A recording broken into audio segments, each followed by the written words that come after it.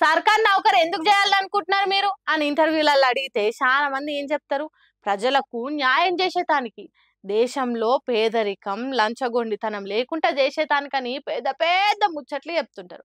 అంటే కొంతమంది చెప్పిన దాని ప్రకారమే చేసేటోళ్ళు ఉంటారు కావచ్చు, కానీ ఇగో గీసంటోళ్ళే ఎక్కువ మంది పుట్టుకొస్తున్నారు.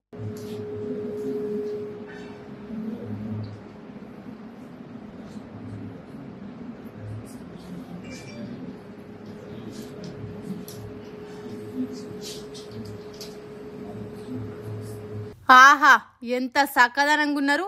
బుద్ధిమంతులకు కుర్చీలేసి కూసబెడితే వీళ్ళే అన్నట్టున్నారు కదా. ఏం తెలవని ఎన్న పూసలం మేము అన్నట్టు ముఖాలు పెట్టి అమాయకంగా కనిపిస్తున్న వీళ్ళు ఏం చేసిండ్రు, వీళ్ళకి ఇంత గొప్ప మర్యాదలు ఎందుకు ఇస్తున్నారు, అసలు వీళ్ళు చేసిన ఘనకార్యం ఏంటిది అనేది మేం చెప్పుడు కాదు గాని ఇగో గీ ఏసీబీ సారే చెప్తున్నాడు. ఇనుండ్రి. Suryapet two town police station లో అతని పైన ఒక కేసు రిజిస్టర్ అయింది. ఆ రిజిస్టర్ అయినందుకు గాను టౌన్ సిఐ వీరరాఘవులు గారు ఇట్లా మీ దగ్గర మీ పైన కేసు రిజిస్టర్ అయిందని పిలిపించి డిఎస్పీ గారితో సెటిల్మెంట్ చేసుకోండి అని చెప్పి ఆయనకు డిఎస్పీ గారి దగ్గర పంపించారు. డిఎస్పీ గారు దగ్గరికి ఆ కంప్లైంట్ వచ్చిన తర్వాత ఇద్దరు సిఐ గారు డిఎస్పీ గారు ఇద్దరు కలిపి ఇనిషియల్ గా 25 lakhs డిమాండ్ చేశారు. ఆ కంప్లైంట్ అంతా లేవు అంటే రిక్వెస్ట్ చేస్తే 16 lakhs తో ఒప్పుకున్నారు. ఇన్నరా, ఏదో కేసులు అరెస్ట్ చేయకుంటుండేతానికి 25 లక్షలు అడిగినరట సూర్యాపేట సిఐ వీరరాఘవులు డిఎస్పీ పార్థసారథి అనే ఇల్లు. అన్ని పైసలు ఇచ్చుడు కుదరక ఇచ్చే ఇష్టం లేక ఏసీబోళ్ళకి చెప్పిండట ఈ ముచ్చట. ఇంకేమున్నది, వాళ్ళు రంగంలోకి దిగి ఈ వజ్రాలను పట్టుకున్నారట. మరియు ఇన్స్పెక్టర్ గారిని ఈ ఆఫీస్ లో ఇన్స్పెక్టర్ గారు వీరరాఘవులు, డిఎస్పీ గారు పార్థసారథి గారు ఇద్దరిని కస్టడీలోకి తీసుకుని ఆ కేసు ఫైల్ గురించి ఎంక్వైరీ చేసి వాళ్ళు ఆ డబ్బుల గురించి డిమాండ్ చేసినట్టు వాళ్లకు ఎవిడెన్స్ చూపించాము. తర్వాత చూపించిన తర్వాత కస్టడీలోకి తీసుకొని వారి ఆఫీసులోను తర్వాత ఇళ్లలో కూడా సెర్చెస్ కొనసాగుతూ ఉంటాయి. అట్లున్నదట ఈ పోలీస్ పెద్దసార్ల పనితనం. వీళ్ళ టోపీల మీద ఉన్న కనిపించే 3 సింహాలు నీతికి, న్యాయానికి, ధర్మానికి ప్రతిరూపాలైతే ఆ టోపీలు పెట్టుకున్న వీళ్ళు మాత్రం ప్రతి రూపాయి మాకే కావాలని లంచాలు తీసుకునేటోళ్ళట. ఏసీ బోళ్ళు వీళ్ళ ఇండ్లలో చెకింగులు చేస్తే లెక్కకు తేలని ఆస్తులు ఎన్నెన్ని బయటపడతాయో ఏమో గాని లంచాలు కమాయించుట్లా ఖతర్నాక్ పోలీసులట వీళ్ళు.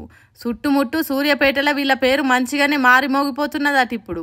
మరి చూడాలి ఇంతటి గొప్ప పోలీసులు ఇళ్లల్లా ఎంత దొంగ సొమ్ము బయటపడుతుందో. ఇప్పుడు తెలంగాణలో ఏ పార్టీ చూసినా మస్తు గట్టిగా ఉన్నది. ఏ లీడర్ను కదిలిచ్చినా నేనే టాప్ లీడర్ను అన్నట్టు చేస్తున్నారు. ఎన్నికలు వచ్చేదాకా ఎట్లుంటదో సీన్ తెలియదు కానీ ఇంకో 6 నెలలనే ఓట్లు ఉన్నట్టు చేస్తున్నారు. ఈ బీజేపీ లీడర్ ను చూడండి ఏమంటున్నాడో.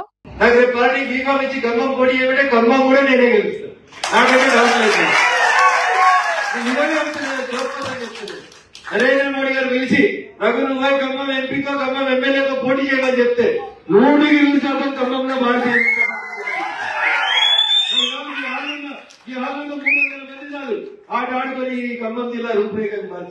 ఇన్నరా, రేపు నరేంద్ర మోడీ వచ్చి రఘునందన్ రావు నువ్వు ఖమ్మంలో పోటీ చేయి అని అంటే నేను ఖమ్మంలో నామినేషన్ వేసి గెలుస్తా అని అంటున్నాడు. అది కూడా ఉత్తుత గెలుపు కాదు, 100కు 100% విజయం సాధిస్తాడట. అంటే ఏందన్నట్టు నేను తెలంగాణలో ఎక్కడ పోటీకి దిగినా గెలుస్తా, నాకంత ఫేత్ ఉన్నది అని చెప్పుకుంటాండా, లేకుంటే ఖమ్మం ఎమ్మెల్యే సీటు మీద కన్నేసిండా అనేది మనకు తెలియదు కానీ ఖరాఖండిగా గెలిచి తీరుతా అంటున్నాడు. మరి పోయినసారి దుబ్బాక నుంచి పోటీ చేసినప్పుడు ఎందుకు ఓడిపోయినరు కావచ్చు, అప్పుడు నరేంద్ర మోడీ పోటీ చేయమని చెప్పలేదా? ఆయన ఎమ్మెల్యే ఎలక్షన్లకు నరేంద్ర మోడీ వచ్చి రఘునందన్ రావును నువ్వు ఫలానా దిక్కుల పోటీ చేయని ఎందుకు చెప్తాడు అని ఒక్కొక్కరు ఒక్కో తీరుగా సోషల్ మీడియాలో కామెంట్లు పెడుతున్నారు. ఎవరు ఏ తీరుగన్నా తెలంగాణలో రాజకీయాలు ఇప్పటి నుంచే రంజుగా సాగుతున్నాయి. బీఆర్ఎస్ పార్టీ ఆవిర్భావ సభ పెట్టి మంచి జోష్ మీద ఉన్నది. అదే పార్టీలో ఉన్న కవిత సీఎం అవుతావు అన్నట్టు జాతకం చెప్పించుకున్నది. ఇంకో దిక్కు ఈటలకు సర్కారుకు నడుమ పంచాయతీ నడుస్తున్నది. ఇప్పుడు రఘునందన్ రావు నేను ఖమ్మంలో పోటీ చేసిన గెలుస్తా అన్నట్టు చెప్తున్నాడు. రేపు ఏ లీడర్ ఎసొంటి మాటలు మాట్లాడతారో ఏమో.